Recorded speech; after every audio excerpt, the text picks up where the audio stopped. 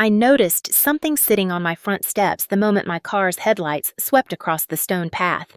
It was barely 5 in the morning, that strange hour when night and day seemed to argue with each other when the mansion at Hazel Ridge was usually silent.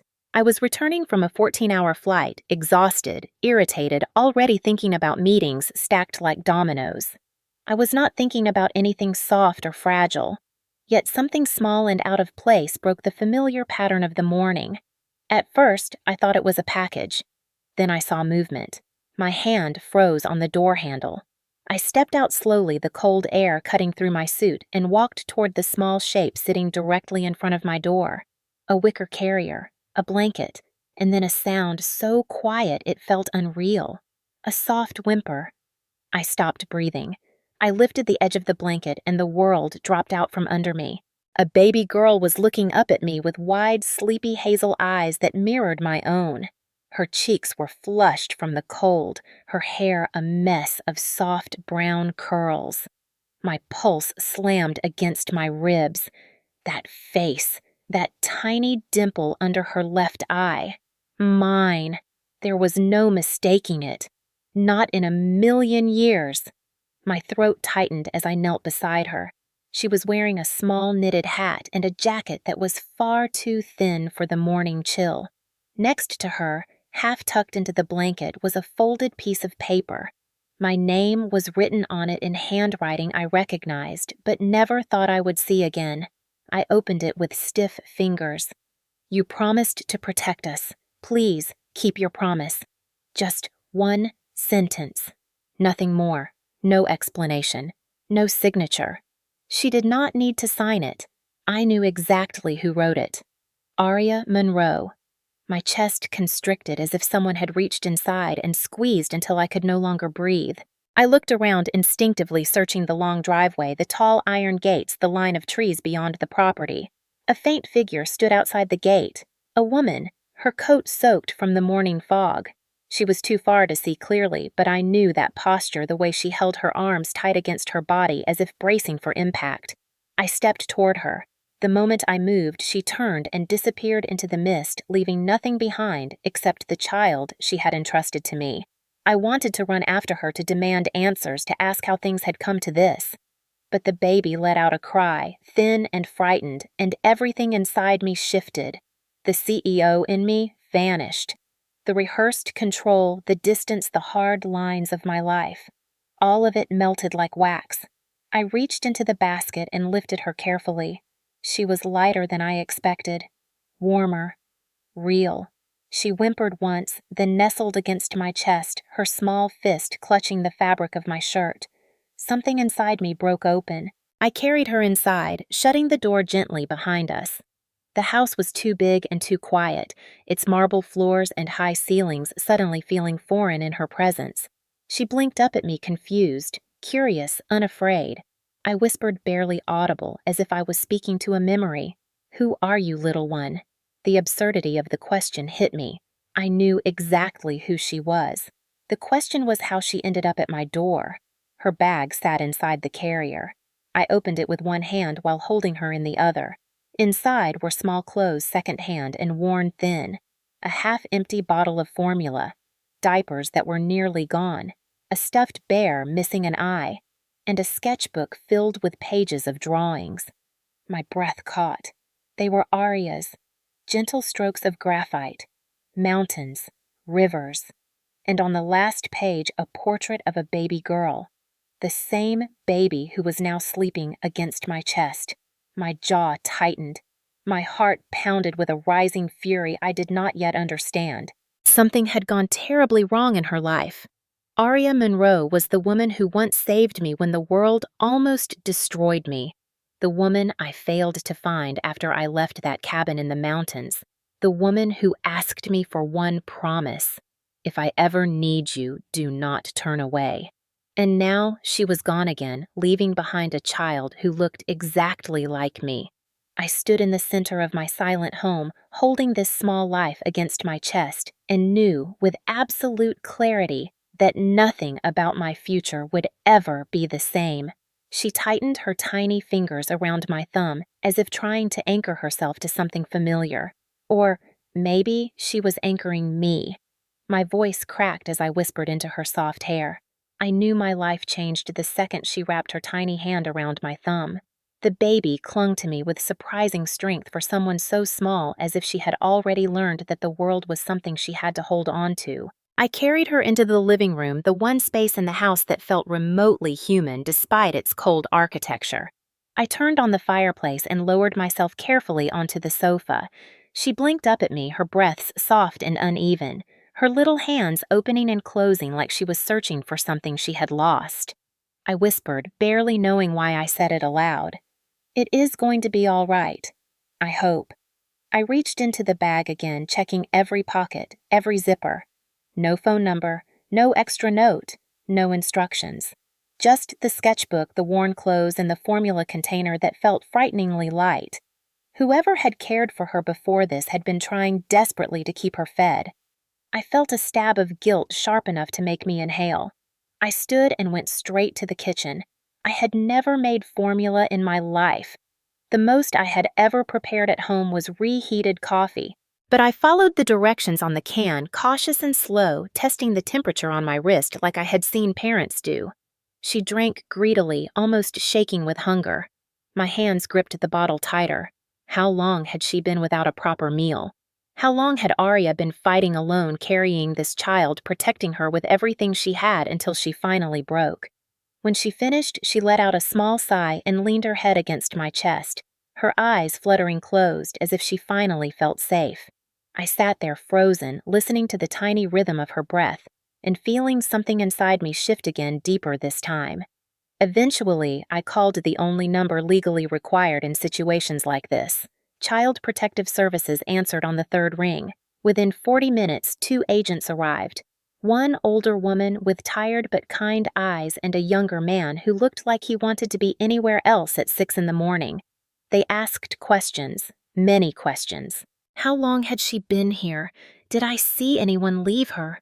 Did I know who she was? Did I know her mother? My throat tightened at that last one, but I answered honestly. Yes. I knew her mother. No. I did not know where she was now. Yes. I believed the child might be mine. The older woman softened at that. We can run expedited testing, but for now she stays with you because she appears healthy, fed, warm, and you are the one who found her.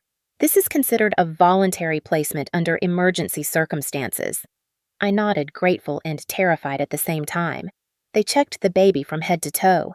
When the older woman picked up the little girl, she smiled gently. Lily. I blinked. Pardon me. She pointed to a small bracelet tied loosely around the baby's wrist. A fabric band frayed with one embroidered word. Lily. My chest tightened. I had a daughter with a name. After they left, promising to schedule DNA testing within the next 48 hours, I carried Lily upstairs to the guest room closest to mine. I did not have a nursery. I had never planned to, but I laid her on the bed and sat beside her watching her tiny body rise and fall with sleep. Then came the fear. It crept up slowly, a cold grip at the base of my spine. If she was mine, what did that mean about Arya? Where was she? Why had she run? Why had she left Lily here instead of handing her to me directly? And why did the note say us? Not her. Us. I stared at the ceiling for a long time before exhaustion finally shoved me into a restless sleep beside her. When the doorbell rang again around 11, I jolted awake. The CPS agents had returned with testing kits. They took swabs from Lily's cheek and from my mouth. The whole process took minutes. The older woman rested a hand on my arm before leaving. No matter the outcome, she said softly, she trusts you. Not many babies settle this fast with strangers. I almost told her Lily was not a stranger to me. Not truly. Not in the ways that mattered most. But I swallowed the words and nodded. The next 24 hours felt like punishment. Lily toddled along the carpet, stumbling with those uncertain little steps. She laughed when I lifted her. She rubbed her face into my shirt when she grew tired. She fell asleep on my chest that night, her tiny breath warming the hollow place beneath my ribs. I barely moved, afraid to wake her, and even more afraid to let her go. When the email from the testing center arrived the next morning, my heart slammed so hard against my ribs that I had to sit down. I opened it. Probability of paternity 99.99%. The room did not tilt. My vision did not blur. Everything simply became still, silent, heavy, as if the truth had settled into every inch of the house. She was mine, not a possibility, not a theory, mine.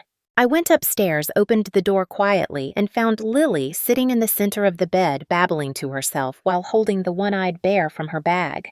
When she saw me, her entire face lit up. She reached her arms toward me without hesitation. She chose me before she ever knew my name. I lifted her into my arms, feeling her tiny hands grip the back of my collar. I whispered into her soft hair, barely able to speak through the tightness in my throat. I was not ready to be a father, but she was already mine. I held Lily close as the morning light filtered through the blinds, casting soft stripes across her tiny face. Her breath warmed the side of my neck, steady and trusting. She had no idea how drastically she had shifted the axis of my world. And yet, as I watched her small fingers curl around mine, another image rose uninvited from the past. A snowstorm, a cabin, a woman with trembling hands and a voice that steadied me when I had nothing left to hold on to. Aria Monroe, the woman I had searched for long after she disappeared without a trace. The woman who had carried my child alone. The woman I had failed. It happened 3 years ago in the thick of a winter that seemed determined to swallow the mountain pass whole. I had been driving alone trying to escape a scandal engineered by business rivals and amplified by every news outlet that wanted my face on their headlines. They painted me as arrogant, reckless, heartless. Maybe I had been some of those things at some point. But that night, all I wanted was quiet. Instead, I got a patch of black ice that spun my SUV sideways and sent me crashing into a pine tree. I remembered the impact, the jolt, the pain slicing through my ribs, the sound of metal twisting. Then darkness. When I opened my eyes, I was staring at a pair of pale blue ones filled with fear and determination. "Stay with me," she whispered, her breath coming out in shaky clouds. "Please stay awake." She was kneeling in the snow beside me, her hair whipping across her face in the wind, her gloves stained with blood she refused to look at. I tried to speak, but the cold stole the words. She didn't wait for explanations. She hooked her arms under mine and dragged me toward a small ranger cabin barely visible through the storm. She was smaller than me by far, but fear had given her strength. Inside, she lowered me onto a cot near a wood-burning stove, her hands trembling as she lit the fire and peeled off her snow-soaked jacket. I remember her breath hitching. "You're hurt badly. I'm not a doctor, but I'm studying nursing. I can help until the storm clears." Her voice cracked slightly as she worked. She tended to my wounds with shaking hands but unwavering focus. She splinted my rib, cleaned the cuts on my forehead, wrapped the bruising around my shoulder. She fed me broth from a dented can and insisted I stay awake by talking to her. So I did, for 3 days. 3 days inside that fragile bubble of warmth and survival. 3 days of learning that Aria Monroe was nothing like anyone I had ever met. She did not care about my money or my company or the headlines clawing at my reputation. She only cared whether I could breathe without wincing, whether I could sit up, whether I was warm enough. "What about you?" I had asked once, noticing how she pressed a hand against her own arm, as if something hurt there too. She brushed it off. "I'm fine. I've had worse." Later, I would understand what she meant by worse. On the second night, when a gust of wind rattled the cabin hard enough to shake the lantern, she jolted and froze in place. I saw the fear flash across her face before she forced it away. Someone had scared her long before I ever stumbled into her life. I should have asked then. I should have insisted she tell me what shadows chased her. Instead, I let her smile convince me she was all right. By the third morning, the storm had calmed enough for us to leave. My assistant's calls had finally reached me. I needed to return to the city and face the world again. Aria helped me gather what was left of my things. At the door, with the wind gentler and sunlight cutting through the clouds, she looked up at me with something fragile in her eyes. "If one day I need you," she said softly, Don't turn away. I reached for her hand. I won't. I promise. I meant every word. But when I came back with supplies a week later, the cabin was empty, and when I tried to find her, she was gone entirely. No forwarding address, no school records, no hospital logs, no one named Aria Monroe at the ranger station. It was as if she had never existed at all. Yet she had left something behind. The memory of her courage, the warmth of her care, the imprint of a kiss that happened quietly naturally as if it were the only possible ending to the 3 days we shared. She had saved my life, and without knowing it, I had walked away from hers. Now she had returned through the child sleeping against my chest. Lily shifted and opened her eyes, blinking up at me with a familiarity that tore straight through me. She had Aria's eyes, her softness, her strength. I brushed a curl away from her forehead and whispered, I failed her. But I will not fail you. When Lily smiled small and sleepy, I felt something inside me settle with terrifying clarity. I needed to find Aria, not for revenge, not for explanations, but because no one leaves a child at a door unless they are out of options. And the woman who once dragged me out of a snowstorm had clearly been drowning long before she made that choice. I stood holding Lily close and said it aloud for the first time. I'm going to find your mother. I owed Aria a promise kept, and I owed Lily the truth of how loved she had always been even when fear had forced her mother to disappear. I never understood how a life could change in a matter of hours, but the first night with Lily proved that it absolutely could. I had negotiated billion-dollar contracts, stared down hostile investors, shut down boardroom mutinies, and survived headline scandals that would have crushed lesser men. Yet none of that prepared me for the moment. Lily woke up screaming at 2 a.m, tiny fists trembling, face flushed red with panic, and absolutely no manual anywhere in sight to explain what I was supposed to do. I picked her up awkwardly, my hand supporting her head the wrong way, my shoulder too stiff, my voice too uncertain. It's all right, Lily. I've got you. She did not care. She screamed louder. I tried pacing the room. I tried patting her back. I tried humming a lullaby only to realize I did not actually know a single lullaby. The nanny I'd hired a few hours earlier was asleep in the guest room and I refused to wake her. Something inside me insisted I had to figure this out myself. This was my child, my responsibility, my failure or success to own. Eventually, I tried feeding her. I stared at the formula can like it was written in another language.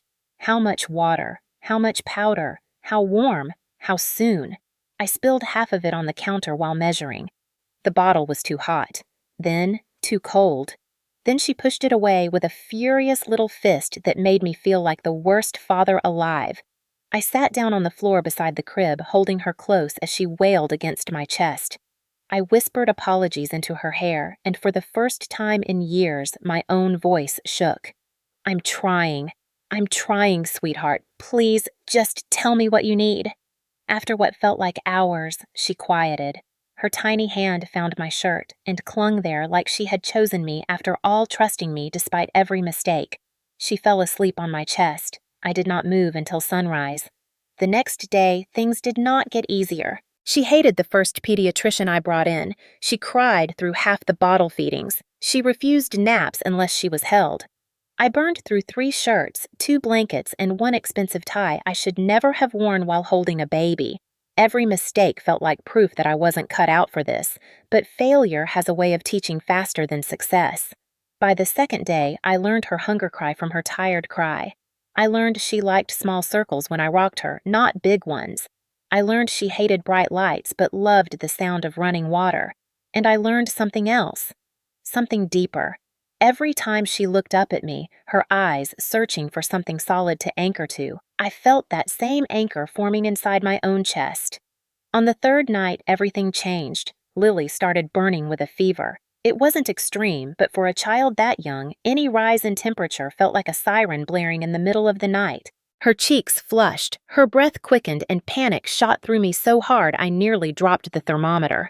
I called the pediatrician immediately, voice steadier than I felt. He guided me through each step. Check hydration. Lukewarm towel on her back. Monitor breathing. Stay calm. I wasn't calm. Not inside. Inside, I was a storm of fear, anger at myself, anger at the world that had pushed Arya so far that she felt leaving Lily at my door was the only way to keep her alive. But Lily needed strength, not fear, so I became strength. I held her against my chest, whispering softly while her small fingers curled in the fabric of my shirt. I'm here. I've got you. I'm not going anywhere. Eventually, her fever broke. The relief hit me so hard I had to sit on the edge of the bed, my hand covering my mouth. Not because I was weak, but because loving something this small and vulnerable was terrifying. The next morning, I realized something had shifted. Not in her. In me. I carried her downstairs and made her a bottle without hesitation. I changed her diaper in under 2 minutes. I held her with ease, her body fitting against mine, like she had always belonged there. When she laughed for the first time, a small, surprised sound like sunlight cracking through heavy clouds, I froze. Then I laughed too, a sound I had not heard from myself in a long time. I whispered, "You're going to destroy me, aren't you?" And I already knew she would, but the truth was simpler. I wasn't saving Lily. Lily was saving me, saving the parts of me that had gone numb from years of responsibility and distance and cold boardroom victories, saving the parts that had forgotten how to love anything that couldn't be measured in quarterly earnings. She pulled me back into the world with every cry, every giggle, every exhausted collapse against my chest. For the first time in years, I cared about something more than work, more than reputation, more than the empire I had built brick by brick. I cared about being her father. I cared about the promise I made to her mother. I cared about reclaiming the part of me Arya had seen long before I remembered it existed. The only step I had not failed was this. I loved her, completely, instinctively, irreversibly, and because I loved Lily, I could no longer avoid the truth pressing in on all sides. I had to find Arya. She had been alone with this child. She had suffered. She had reached for help and somehow ended up believing she had no one left. That was my failure, and I would not let it be my last. For days after Lily's fever scare, I couldn't shake the gnawing thought that something enormous was missing from the story. Arya had loved this child. I saw it in the way Lily clung to the worn, stuffed rabbit, in the careful stitching on her tiny sweater, in the gentle lullaby she hummed in her sleep that I recognized from that night in the mountain cabin years ago. Arya wasn't the kind of woman who abandoned her child, not unless she had been pushed to the very edge. And someone had pushed her, hard. I could feel the truth circling me, refusing to land, so I hired a private investigator. Someone discreet, someone who had worked on corporate cases where reputations and empires were at stake. I told him only one thing: find out what happened to Arya Monroe. 48 hours later, he returned with information I did not expect. He handed me a thin folder, and the moment I opened it, a single envelope slid out. Old, creased, addressed to my family estate. Not to me. To my mother. My mouth went dry. My heartbeat slowed. I recognized the handwriting immediately. It was the same as the note left in Lily's basket. The handwriting of the woman who once asked me to protect her. I tore the envelope open with shaking fingers. Inside was a letter written nearly a year earlier. A letter that I should have seen. A letter that someone made sure I never received. Evan, I know you probably don't want to hear from me, and I don't expect anything. But I don't know what else to do. I need help. Our daughter needs help. The word daughter hit me like a blow. I read faster. I'm working 3 jobs, but the medical bills are too much. She's been sick. I can't keep up. I reached out to your family because I didn't know how to reach you. I'm not asking for money for myself. I just need her to have what she deserves. You once promised you would protect me if I ever needed you. I'm asking now. Please. I felt the paper tremble in my hands. I had never received the letter. I had never known she asked for help. and my mother knew exactly what she was doing when she kept it from me. I stormed into her penthouse without warning. She was sitting in her usual place on the white couch, dressed in tailored perfection, flipping through a financial report, as if the world revolved exactly how she expected. She looked up, her smile poised and practiced. "Evan, darling, you should have called." I held up the letter. Her expression flickered for a split second, just long enough to confirm everything. "Why did you hide this from me?" She sighed, the kind of sigh that suggested she was the victim of unreasonable behavior. "Evan, you were on the verge of finalizing the Calder-Preston merger. Any scandal would have jeopardized years of work." I stared at her, stunned. Scandal. That is what she called my child. My mother crossed her legs as if settling in for a calm discussion. "That girl was not appropriate for you. She appeared from nowhere, stayed for a few days, then vanished. You cannot possibly believe she had good intentions." My jaw tightened. "She saved my life. She wasn't after anything. She was drowning. She needed help. She needed me." "You promised to protect the family name," my mother countered quietly. "And now you have a baby left at your door in the middle of the night. How does that look?"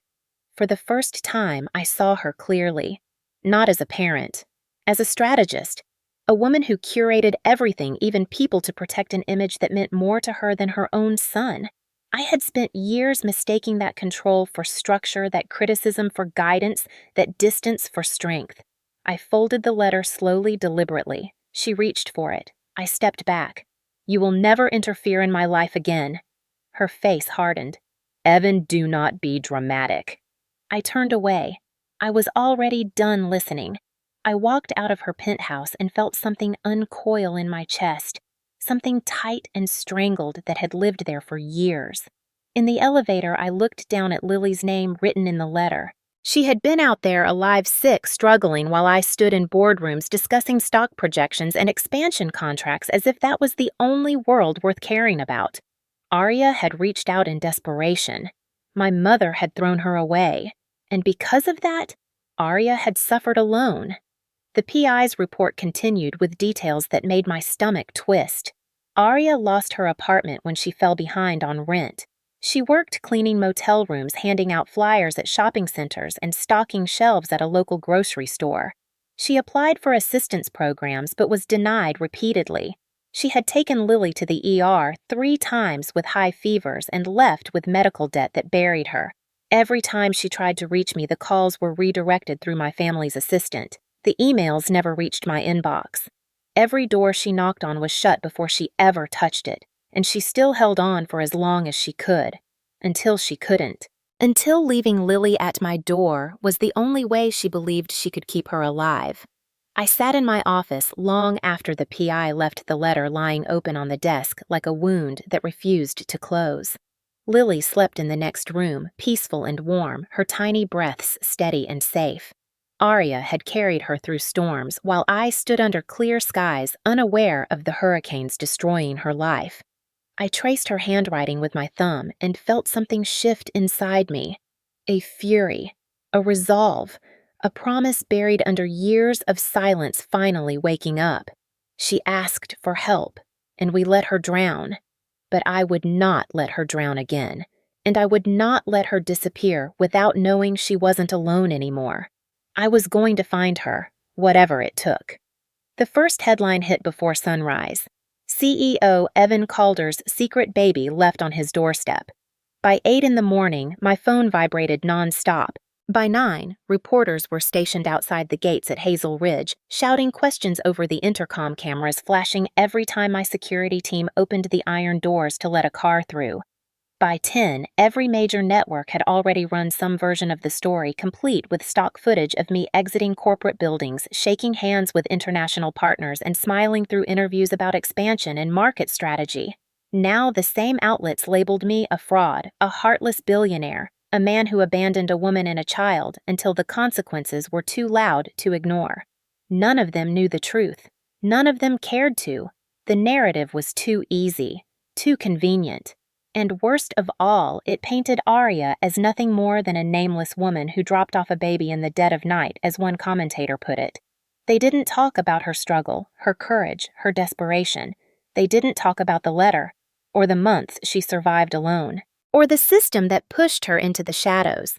They talked about scandal, they talked about money, they talked about me, and they got it wrong, completely. My PR team called every 15 minutes begging for a statement. My board threatened an emergency meeting. Investors wanted immediate damage control. They didn't ask about Lily, not once.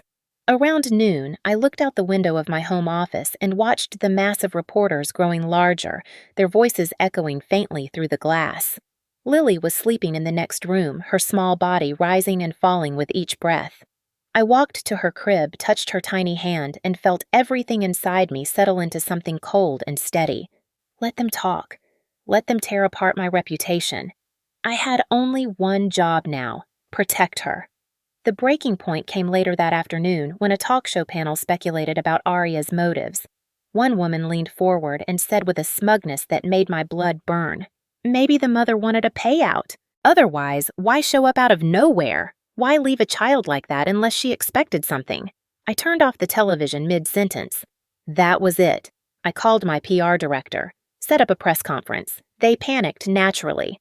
"Evan, you are not prepared. You should wait for statements to be cleared. This needs strategy. This needs caution. This needs honesty." I cut in, and I am not waiting another minute while strangers rewrite a story they know nothing about. Within 2 hours, the gates opened, and I stepped into the courtyard in front of Hazel Ridge. Cameras exploded in flashes. Reporters surged forward, shouting my name like it was a weapon. I didn't flinch. I held Lily in my arms. She wore a soft cream sweater, her tiny fingers gripping the edge of my collar. Her eyes were wide but calm as she looked at the sea of strangers. The microphones clustered toward me like hungry birds. I raised my head. The courtyard went eerily quiet. "She is my daughter." My voice echoed through the space, steady and controlled. "This child is mine, and I will protect her." A storm of whispers rippled through the press. One reporter pushed forward. "Mr. Calder sources say the mother abandoned." I stopped him with a look. "She didn't abandon her. She saved her. If anyone abandoned anyone, it was me, and I will spend the rest of my life fixing that." Another voice called out, "Are you confirming the rumors that her mother is missing?" Silence pressed in. I nodded once. "Yes. And I will find her, not because of scandal or image or corporate pressure. Because she deserves to be safe, she deserves to be heard, and she deserves to know she is not alone anymore." The courtyard erupted in questions, but I didn't stay. I turned, carrying Lily back inside, leaving them with whatever pieces of truth they could manage to understand. That night, the media still spun stories, but something had shifted. The footage of me holding Lily circulated faster than any headline. The hashtags changed tone. People began asking where the mother was with genuine concern instead of gossip. Messages poured in from single parents, from people who had grown up in the system, from those who understood what it meant to be abandoned, overlooked, unheard. For the first time, the world didn't make me the villain. It made me human. But that didn't stop the fallout. The board called an emergency meeting demanding a plan to control the damage. My assistant forwarded a memo recommending temporary removal as CEO. Not permanent. Temporary. Just long enough to make shareholders feel safe again. I stared at the document and felt nothing. Not anger, not fear, just clarity. Let them vote. Let them take the company if they want. I can build another. I can rebuild everything. But Lily only has one father. And Arya only has one person who owes her the truth. Later that night, the private investigator texted me a short message. Sightings of Arya Monroe reported at a coastal town 300 miles away. Motel receipt attached. My breath caught. It was the first real lead, the first sign that she hadn't disappeared completely. I stood in Lily's doorway watching her sleep under the warm glow of the night light, her small chest rising and falling, her lashes fluttering gently. A tiny fist curled near her cheek. The world outside was chaos. But inside this room, there was peace. She saved me without even knowing it, and she led me back to the woman who needed saving just as much. Tomorrow, I would go find Arya, and this time, I would not fail her. I reached the motel just after sunset, the sky turning from bruised purple to deep navy as the coastal wind pushed cold air across the parking lot. The place looked worn, a line of faded doors beneath a flickering neon sign that buzzed like an exhausted fly. Room 12 was at the far end closest to the dunes, where the sound of waves crashed against the shore with a force that matched the pounding in my chest. I stood there for a long moment, my hand hovering over the door, unsure of what I would find on the other side. The last time I saw Arya, she had been framed by snow and firelight in a mountain cabin, her cheeks flushed from the storm outside, her eyes soft with relief each time I managed to breathe through the pain. Now I was about to see her again under the worst possible circumstances. I knocked. Silence. I knocked again, softer this time. A shuffling sound, then the faint click of a lock. The door cracked open just enough for one eye to appear red and tired. When she saw me, her whole body recoiled. She tried to close the door immediately. I caught it gently before it shut. "Arya, please." She froze her hand still on the doorknob, her breath catching in her throat. Slowly, reluctantly, she opened the door wider, and there she was. Not the woman I remembered. Not the vibrant, quietly strong woman who dragged me out of a wrecked car, who mended my ribs and my pride in the space of 3 days.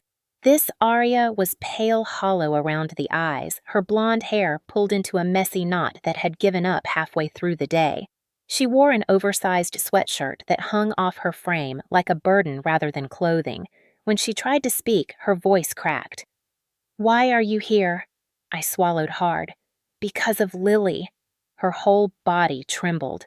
A sound rose in her chest, something between a gasp and a sob. She stepped back, motioning me to enter, and I walked into the tiny room. The carpet was worn.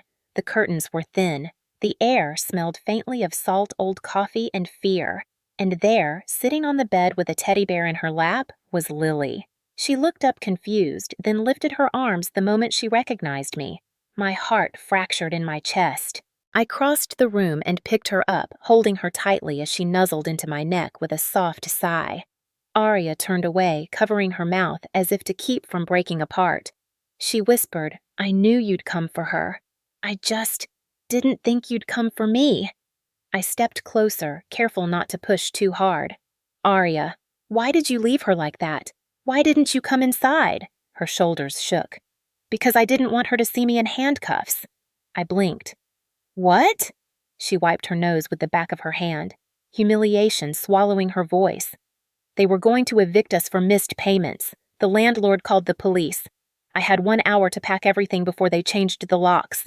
I panicked. I grabbed her things and ran, and I thought if I could just get her to you, she'd be safe." She laughed, but there was nothing warm in it. "You were always the safe one, Evan, even when you didn't know it." I felt my chest tighten painfully. She kept talking as if the words were knives she needed to get out of her skin. I couldn't feed her. I couldn't afford her medication. I couldn't get help. Every door shut. Every number failed. Every email bounced. She finally met my eyes. The fear in hers was raw, shaking, honest. So I made the only choice I had left. I left her where I knew she'd live. And then she broke. Her knees buckled and I barely caught her before she hit the floor. She sobbed into my shirt, shaking uncontrollably. I held her with one arm, Lily with the other, my throat closing around the truth of how far she had fallen while I lived untouched. She whispered into my chest, "I'm sorry. I never wanted to disappear. I just didn't want to drag you down with me." I closed my eyes, holding both of them as tightly as I could. "You didn't drag me down. You saved me. Twice." She shook her head. "You don't understand. You have a whole world, a company, a future. I'm nothing but a storm. You don't deserve storms." My voice came out rough. "Then let me choose them. Let me choose you." She pulled back slightly, her eyes searching mine, desperate for something she was terrified to want. "Why? After everything? After a year of silence? After the way you left the cabin? Why would you still care?" I brushed a strand of hair from her face, my hand trembling. Because you asked me to protect you if you ever needed me. You needed me, and I failed you. I won't fail you again." She closed her eyes at the memory of her own words whispered years earlier in a different world. Outside, the wind battered the windows, waves crashing against the shore like a heartbeat refusing to give up. Lily reached out and touched her mother's cheek as if giving her permission to hope again. Arya broke into tears all over, softer this time, quieter, like the release of someone who had been holding her breath for far too long. She whispered, voice trembling, "I don't know how to go back. I don't know how to face the world you live in. I don't even know who I am anymore." I lifted her chin gently. "Then come figure it out with me. With us." She stared at me for a long, fragile moment. Then she took a shaky breath, stood up, and began folding Lily's small clothes into the diaper bag. When she zipped it shut, she whispered the first real answer she had given me all night. "I don't trust myself, but I trust you." I nodded. "That's enough." She walked out of the motel with me, Lily in my arms, coastal wind whipping her hair. She never looked back, and that told me everything. The drive back to Hazel Ridge was quiet. Not peaceful quiet, fragile quiet. The kind of quiet that forms after a storm, but before anyone has the courage to step outside and see the damage. Arya sat in the back seat with Lily, her hands hovering protectively around our daughter even when she wasn't touching her. She stared out the window most of the way, but every few minutes I saw her reflection in the glass, her eyes drifting toward Lily's face with a mixture of guilt, fear, and something deeper, something like hope she didn't believe she deserved. When we reached the estate, Arya hesitated at the foot of the steps. Not because she didn't want to go inside, because she didn't believe she belonged there. I unlocked the door and stepped aside, giving her the choice. After a long breath, she crossed the threshold, and the moment she did, something inside me settled. She walked slowly through the entryway, her fingers grazing the polished banister, eyes darting from the chandelier to the framed photographs and the clean marble floor. She wasn't admiring it. She was calculating the distance between her world and mine. "Evan," she whispered, "finally, this place." "It's too much." I shook my head. "It's our place." She flinched at the word "our" as if it were too heavy to hold. I showed her to the guest room next to Lily's, a soft, warm space with pale curtains and sunlight spilling across the bedspread. She touched the edge of the pillowcase carefully, as if afraid she might break it. After settling Lily down for a nap, I found Arya standing in the hallway, her arms crossed tight over her chest, her breathing shallow. She wasn't crying, but she was close. "Talk to me," I said gently. She shook her head. "You don't want to know." "Yes, I do." She sank onto the edge of the staircase. The words didn't come all at once. They came like shards, small and sharp. "After you left the cabin," she whispered, "I went back to school. I was supposed to finish my nursing internship." She paused, swallowing hard. "I found out I was pregnant 2 weeks later." The world seemed to tilt. She continued, "I didn't know how to reach you. You didn't leave anything behind except your name, and every time I searched it all, I saw were articles about you, your companies, your wealth, your world. I didn't belong anywhere near it." I sat beside her but didn't speak. She looked down at her hands. When my belly started to show, the hospital program dropped me, said it would interfere with my hours. The landlord raised my rent when he found out I was expecting. I worked as a motel cleaner until I couldn't keep up. Then stocking shelves at a grocery store until they cut my hours. When Lily was born, the bills were already a mountain. And then she got sick. Her voice cracked on the word sick.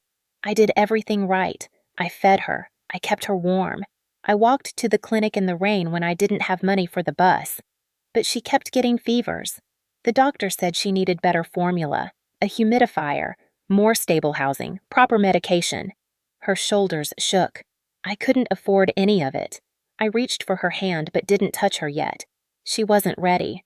I applied for assistance programs. They told me I made too much at my part-time job. I quit. They told me I made too little. I went to my manager at the grocery store and begged for more shifts. He said he'd consider it if I went to dinner with him. My jaw tightened. She stared at her lap. I didn't go, so they cut my hours completely. She laughed softly, broken. "Do you know what it feels like to choose between rent and formula? Between paying the heat bill and buying medicine? I did that every week. every day. I tried everything, Evan. I tried so hard. I asked your mother for help. She didn't even answer. She told you nothing. She knew, and she chose to disappear me. My stomach twisted. I reached out then, touching her hand lightly. She didn't pull away. She whispered, I thought maybe I was cursed. Every time I tried to stand up, something pushed me back down, and when I looked at Lily one night shivering in her sleep because the heat had been cut off again, I realized something awful. She deserved better than me. She deserved life. And you were life. I shook my head fiercely. Arya, no, she broke. I left her at your door because I couldn't bear to watch her die in my arms. Tell me that isn't the worst thing a mother can feel. Tell me it isn't hell. My throat burned. I moved closer, and this time she didn't stop me as I wrapped my arms around her. She melted against me, her forehead pressed to my shoulder, her body trembling like a wounded bird finally too tired to pretend it could still fly. I held her tighter. You didn't fail her, I murmured. You kept her alive. You kept going when most people would have collapsed. You did the impossible. You survived long enough to get her to me. She sobbed into my shirt, her voice barely audible. I'm so tired, Evan. I'm so tired of fighting alone. I pressed my cheek to her hair, closing my eyes. You're not alone anymore. Not now. Not ever again. She went quiet, breathing slowly against me, her tears soaking through my shirt. For the first time since finding Lily on my doorstep, I understood the depth of Arya's suffering. Not in headlines, not in speculation, in truth, in human cost, and it broke me more than anything the media could ever write. Because she wasn't the villain, she wasn't careless, she wasn't weak. She was a woman crushed by a system that never gave her a chance. And now, it was my turn to carry her. The morning after Arya and Lily settled into Hazel Ridge, the world outside our gates erupted. News vans crowded the street, reporters shouted questions through metal barricades, helicopters hovered overhead, and social media churned with theories, accusations, and sympathy in equal measure. Some called me a hero. Others called me a fraud, a manipulator, a billionaire playing savior for the cameras. None of them knew the truth. None of them had seen Arya curled on the staircase whispering how tired she was of breaking alone. None of them had seen Lily wrap her small hand around my thumb like she was anchoring herself in a world that had not been gentle to her. And they certainly hadn't seen the letter my mother hid the months Arya clawed her way through poverty while every system designed to help her shut its doors. But the world didn't want the truth. It wanted a narrative, and I was done letting other people write mine. So I called a press conference. My board fought me on it. My PR team begged me to wait until they had rehearsed answers and carefully worded statements ready. Investors warned that my decision could sink the Calder name entirely. I didn't care. As I watched Arya that morning, gently brushing Lily's curls while feeding her cereal at the kitchen island, I realized something with absolute clarity. I had spent years building a legacy, but it meant nothing if the people I loved had to live in fear of it. The press conference was scheduled for noon. By 11:30, a sea of cameras and microphones filled the courtyard outside the estate. Arya stood near the window, holding Lily on her hip, watching the crowd with a mixture of dread and disbelief. She whispered without turning, Evan, "You don't have to do this." I stepped beside her. The world already thinks what it wants. I'm just giving them the truth. She shook her head. The truth destroys people like me. It makes them tear me apart online, call me names, question my intentions. But you! She looked up into my eyes. You have everything to lose. I took her free hand. Then I'll lose it for the right reasons. She stared at me like she was seeing me for the first time. Not the CEO, not the man headlines twisted, just the man who refused to let her drown again. When noon struck, the gates opened. A wall of noise erupted instantly. Reporters leaned forward, microphones thrust toward me like weapons. I didn't flinch. I held Lily in my arms and kept Arya beside me. The courtyard went silent when they realized I wasn't alone. I stepped up to the podium. My voice was steady. Thank you for coming. Cameras clicked rapidly. I looked down at Lily, then back at the crowd. Let me begin with what matters most. This child is my daughter, and she will never be spoken of as anything less. A ripple of shock traveled through the crowd. Not whispered denial, not corporate distancing, just truth. I continued. For the past year, her mother fought for her life alone. Alone not because she chose to be, but because the systems meant to protect her, and the people who should have helped failed. A sharp breath came from Arya beside me. Her knuckles turned white where she gripped the podium. I went on. Lily wasn't abandoned. She was saved. Saved by a mother who had nothing left except hope that her daughter would live. A reporter yelled out, "Mr. Calder, are you meaning to say this woman lied about nothing and you?" I raised a hand. You will not speak about her like that. This woman saved my life once. She saved our daughter's life every day after. Another reporter asked, "Are you stepping down as CEO because of this?" I met their gaze without blinking. If loving my daughter and protecting her mother costs me my position, then I step down gladly. The crowd erupted. Flashes went off like lightning. Then one voice rose above the rest. Do you love her? The question hung in the air. Arya stiffened beside me. I took her hand again, my thumb brushing her trembling knuckles. Yes, the word was simple, solid, final. I love her. I love our daughter. And I choose them every time. It wasn't dramatic. It wasn't poetic. It was truth spoken plainly, and the effect rippled outward instantly. A woman in the crowd lowered her camera hand covering her heart. Another reporter softened his expression. The noise changed from aggressive curiosity to something quieter, something almost reverent. Not everyone approved.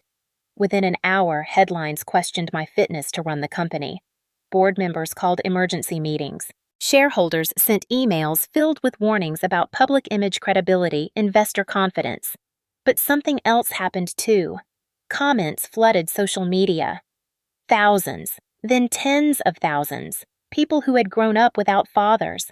Single mothers who had fought the same battles Arya had. Survivors of economic hardship. People who understood abandonment and rediscovered love. Their words filled every corner of the internet. He chose them. Finally, a CEO doing something for the right reasons. Protecting his family matters more than protecting his money. For the first time, maybe ever, the world wasn't tearing me apart. It was holding us up. But not everything shifted positively. Later that evening, I found Arya standing alone on the back terrace, her arms wrapped around herself as if she was afraid the world might swallow her whole. She didn't turn as I approached. The ocean wind whipped her hair across her face. Her voice came out small. You shouldn't have said you love me. My chest tightened. I wasn't lying. She shut her eyes. The world will take everything from you because of us. They'll drag your name through the mud. They'll call me a burden, a mistake, a woman who ruined your future. She turned toward me, tears welling. I can't be the reason you lose everything. I stepped closer. You aren't the reason. You're the reason anything matters at all. She shook her head. You say that now, but when the dust settles, I stopped her with a whisper. When the dust settles, you'll still be the woman I love. Her breath broke. A single tear slid down her cheek. And then she said the words I feared more than anything. Evan, I think I should leave, just until things calm down. My stomach dropped, but before I could speak, she continued. I don't want your world to collapse because of me. Because I don't know how to live in it. Her voice trembled. I never belonged in your world. I opened my mouth to argue to tell her she belonged not because of status or past or perfection, but because she was the mother of my child, the woman who saved me, the only person whose absence I had truly felt in years. But she took a step back, and in that moment, I knew she wasn't leaving because she doubted me. She was leaving because she doubted herself. And that broke me more than any headline. The morning after Arya told me she thought she should leave the house felt heavier than it ever had. Not loud, not chaotic, just heavy. The kind of heaviness that comes when someone has already stepped away in their heart, even if their feet have not yet crossed the door. I walked into the kitchen and found her quietly packing Lily's small diaper bag, folding tiny shirts with slow, deliberate movements as if she were memorizing the shape of each one. She didn't look at me when I approached. Her voice barely rose above a whisper. I am not leaving forever, just until things settle. Until you can breathe without worrying about us. I leaned against the counter, arms crossed, not trusting myself to move too close. Arya, you do not need to disappear every time life becomes difficult. She paused, her hands trembling over a small pair of ruffled socks. I am not disappearing. I am giving you space to save your world. I shook my head. You are my world. She flinched at the words as if they hurt rather than comforted. Before she could reply, Lily toddled in wearing footed pajamas, rubbing her eyes and clutching her stuffed rabbit by one floppy ear. She walked straight to Arya, tugging at her shirt. Mommy, stay! Arya's breath broke. She knelt and pulled Lily into her arms, swallowing sobs into the child's hair. I could see the exact moment her resolve cracked. Her shoulders sagged, her hands clutched Lily's tiny back. She whispered, I wish I could stay. I stepped closer, lowering myself beside them on the floor. You can. Just stay today. Not forever, not a promise, not a just today. She looked at me through tear-blurred eyes. One day. And so she stayed. One day stretched into 2, then a week. And slowly, painfully, beautifully, we learned how to be a family.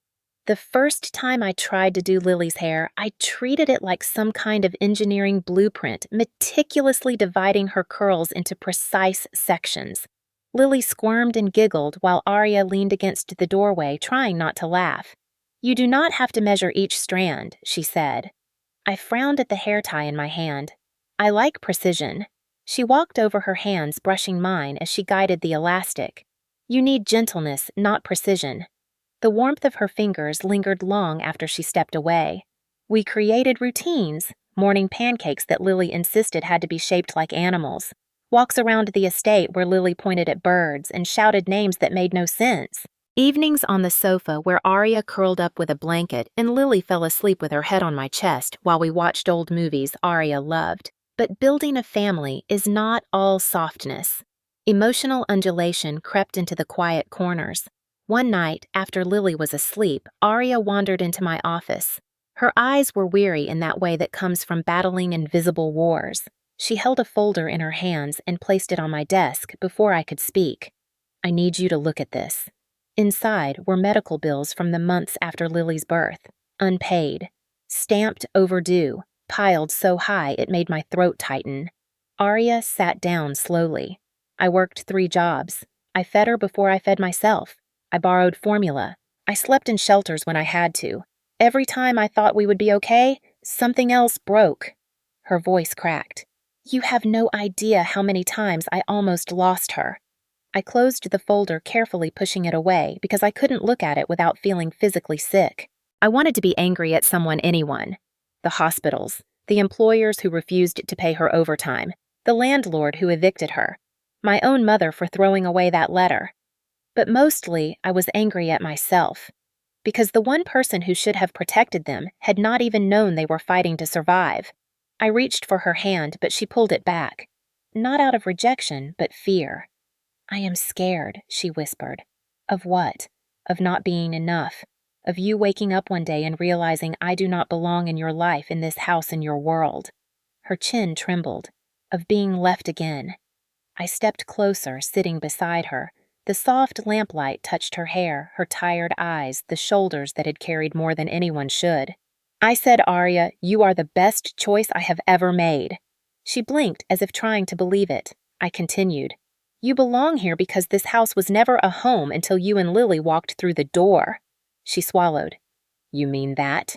Every word. Her breath shuddered and she covered her face. I gently moved her hands aside. You are not alone anymore. A long silence settled warm and full.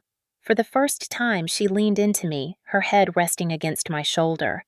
I held her, feeling the softness that came only when someone stops bracing for pain. Later that week, I found her in the living room, building a tower of wooden blocks with Lily. She looked up at me with a shy smile. Lily pointed at Arya, then at me and whispered, "Mommy, stay." Arya froze. Then she looked at me, eyes shimmering with unshed tears. I nodded. "Stay." The block tower wobbled and fell, and Lily squealed with delight. Arya laughed for the first time without sadness shadowing the edges. That night, as I carried Lily to bed, she placed her tiny hands on my cheeks and whispered, "Daddy happy." I kissed her forehead. Yes, Daddy happy. When I stepped out of her room, I found Arya standing at the doorway. She had heard everything. She took a deep breath. "Evan, I want to try. This. Us. Family. If you still want that." I didn't let her finish. I pulled her into my arms, holding her the way I had wanted to from the beginning. I whispered into her hair, "I have always wanted that. Always." For weeks after Arya said she wanted to try being a family life settled into something gentler, something that felt almost impossible after everything we had survived. There were mornings when Lily crawled into our bed and woke us by tapping our faces. There were nights when Arya and I washed dishes together, bumping shoulders and pretending not to notice how close we stood. There were afternoons where I would catch her humming while folding laundry, her voice soft and steady like she was slowly finding her way back into the world. I thought we had finally reached the safe part of the story. I thought the storms were behind us. I was wrong. It began with whispers among the board, a few unhappy investors, a report from legal, an email I was never supposed to see. They were planning to push me out. My public declaration of love for Arya and Lily had cost the company millions in shaken confidence, and while public support was strong, shareholders cared only about numbers. They wanted a new CEO, someone with a spotless image, someone without a scandal or a child dropped on his doorstep, someone who was not me. When I confronted them in a closed meeting, one board member said bluntly, "You chose your personal life over your fiduciary responsibility. We are choosing the company over you." I left the room feeling strangely calm, a sharp, cold clarity settling in my chest. I could fight them. I could win. But every battle meant more headlines, more noise, more attacks on Arya's character, more scrutiny of Lily. I would burn the entire world down before I let either of them be hurt again. That night, I did not sleep. I stood in the doorway of Lily's room, watching her breathe, one tiny hand curled around her lavender-scented rabbit. The innocence of it broke something inside me. In the room next to hers, Arya slept with her wrist draped over her forehead, the soft rise and fall of her breath, a reminder of everything I had done wrong and everything I wanted to do right. I thought I was making the right choice when I decided to step down quietly to spare them from more suffering. But choices made in silence are still mistakes, and mine almost cost me everything. 3 days later, I came home earlier than usual to the sound of Lily crying. Not a fussy cry, a panicked, heart-ripping cry that made my entire body go rigid. I ran upstairs and found her standing in the hallway, clutching her empty stuffed rabbit. "Daddy, Mommy gone." I froze. "What do you mean?" Her sobs came in broken pieces. "Mommy, bye. Mommy say sorry." My heart dropped so violently I felt dizzy. I rushed into her room. The closet door was open, a drawer half empty, Arya's shoes missing. In the guest room, the bed was made too neatly, her favorite cardigan gone. On the kitchen counter lay a note. Just one line in her small, careful handwriting. I thought this time would be different, but storms follow me. "I will not let them drown you again." My hands shook as I held the paper. My vision blurred. I had lost her. Again. And Lily had watched her mother walk away. The panic that hit me was so fast, so consuming, I had to grip the counter to stay upright. I picked up Lily, holding her so close she tucked her head under my chin. "Daddy, find Mommy. Promise." I swallowed hard. "Yes, sweetheart. Daddy will find her." I did not waste a second. I called every motel along the coastline, every bus station, every rideshare company, anyone who might have seen a woman traveling alone with weary eyes and a small stuffed rabbit. Hours passed. Nothing. I checked credit card activity. Nothing. Then I checked the cameras at the gate. There she was, a grainy clip of her stepping into a taxi. The plate was barely visible, but it was enough. I tracked the driver.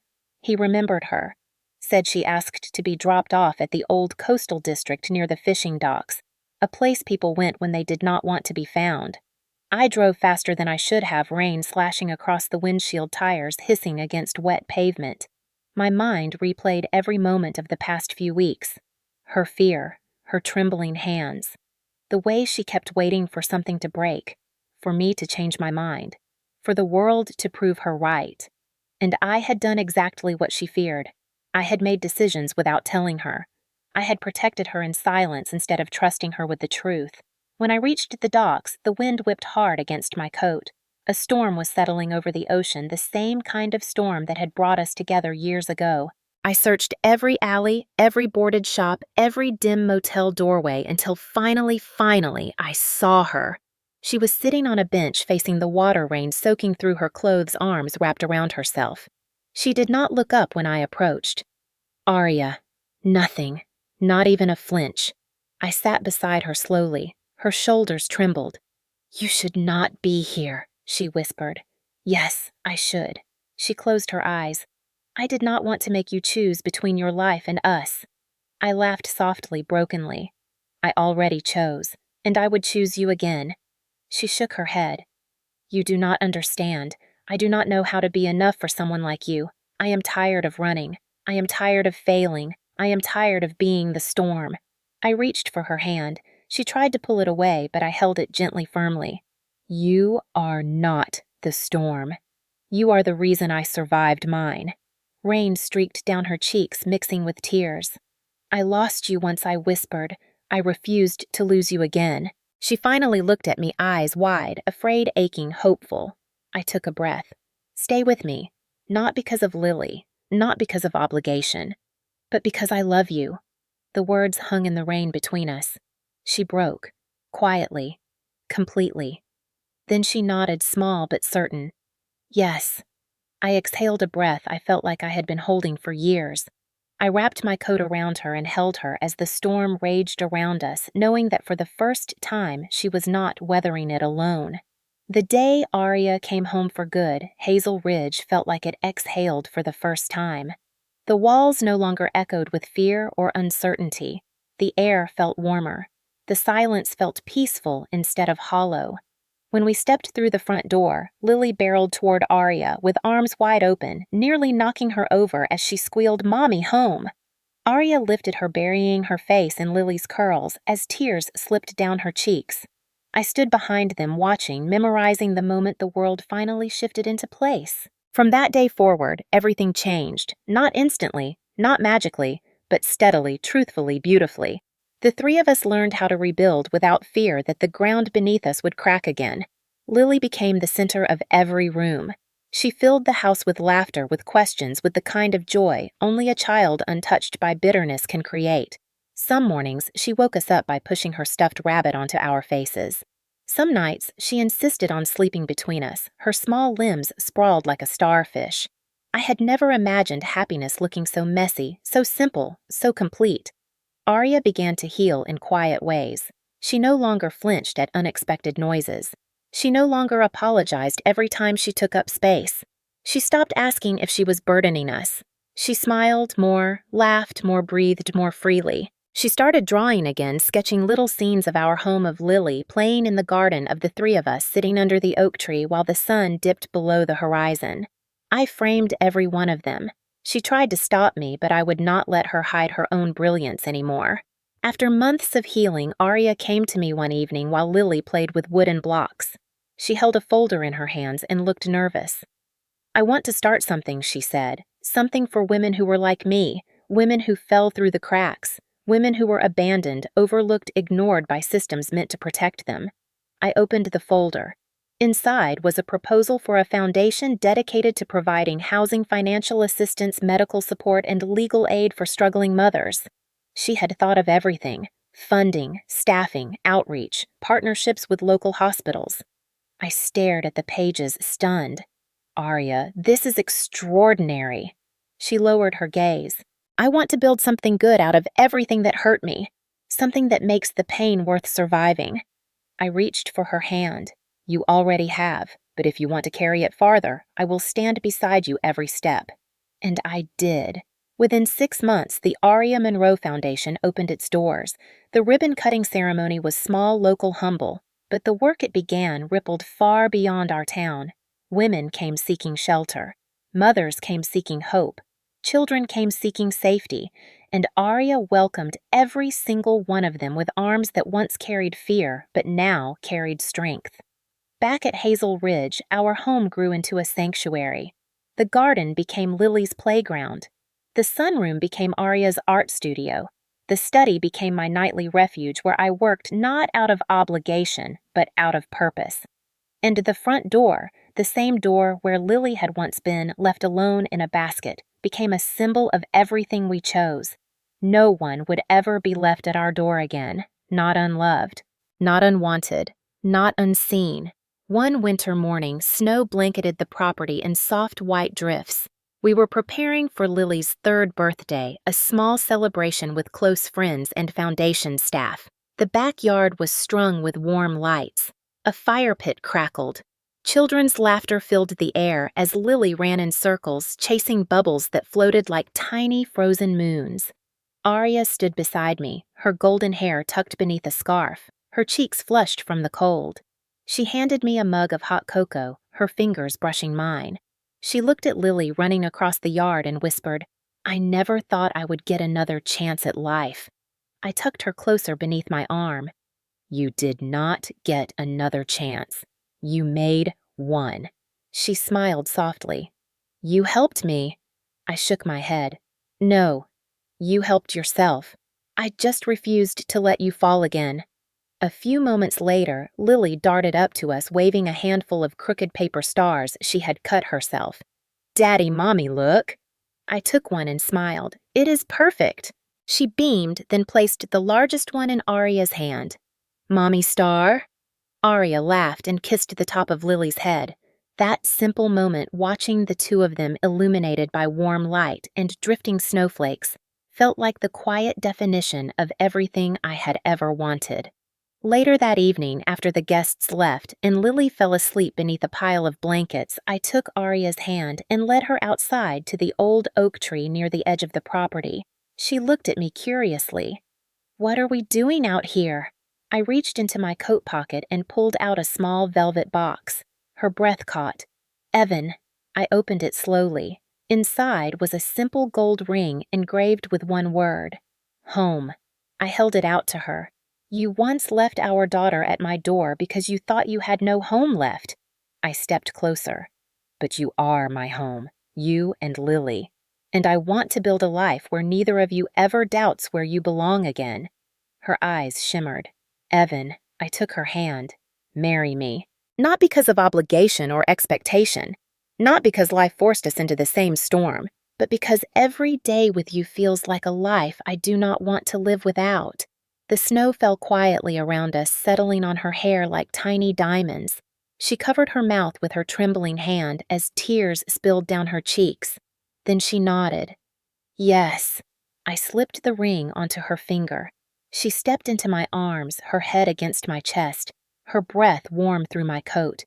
And in that quiet moment beneath the oak tree, I felt the world settle into place, not perfectly, not finally, but honestly.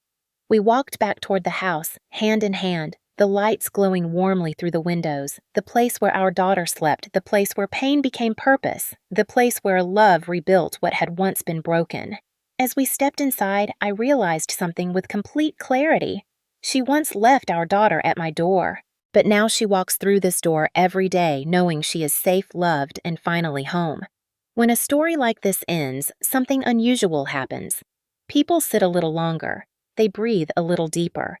They feel something settle in the quiet space between their ribs, something they may not have allowed themselves to feel in a long time. Maybe it is hope. Maybe it is recognition. Maybe it is the reminder that even the most broken places in a person's life can become the beginning of something beautiful. If Evan's journey touched you, it is not because he is a CEO or because the world watched his life unravel on camera. It is because every one of us understands what it feels like to carry a regret we cannot undo, a promise we failed to keep, or a love we lost before we had the chance to say the words that mattered. And it is because every one of us knows someone like Arya, or has been someone like Arya. Someone who gave everything they had until there was nothing left to give but a prayer that someone somewhere would help them carry the weight. Someone who was doing their best but still felt like they were always one step away from falling apart. Someone who only needed safety, not perfection. Someone who deserved love, not judgment. Maybe you saw a piece of yourself in Lily too, in her innocence, her fierce trust, her quiet belief that the people she loved would find their way back to each other. Children do not complicate love. They reveal it. They remind us of what matters when the noise finally fades. And tonight, if this story stayed with you even for a moment, maybe it is because it whispered a truth the world sometimes forgets. Family is not built by wealth or power or reputation. It is built by the people who show up, the ones who stay, the ones who hold on even when storms rise and thunder shakes the windows. It is built by the ones who refuse to leave anyone at the door. Maybe you have lived long enough to know how rare that kind of love is. Maybe life has already shown you how easily promises break and how hard healing can be. But maybe, just maybe, you also know that second chances do not come from magic. They come from courage, from honesty, from forgiveness, from choosing each other over and over, even when it would be easier to walk away. Stories like this exist to remind us that redemption is real, that healing is real, that love does not expire just because time has passed or mistakes have been made, and that sometimes the family we end up with is the family that was meant for us all along. If this story moved you, if it made you think, if it made you remember something you thought you had forgotten, then I want to invite you to stay with us. Here in this little corner of YouTube, we tell stories that do more than entertain. We tell stories that breathe, stories that heal, stories that remind us of the goodness still left in the world, stories that touch the soul, not just the screen. And if you believe the world needs more of these moments, more of these reminders, more of these soft places to land after a long day or a long decade, then you are in the right place. Before you go, let this story leave you with one last thought. We cannot choose the storms we walk through, but we can choose the hands we reach for. We can choose the promises we keep. We can choose the doors we open. We can choose the love that stays. So if this touched you, if it stirred something true inside you, I hope you will like this video, share it with someone who needs it, and subscribe to the channel so you never miss the next story that might speak directly to your heart. Because here, no one is left at the door. Not anymore, and not ever again.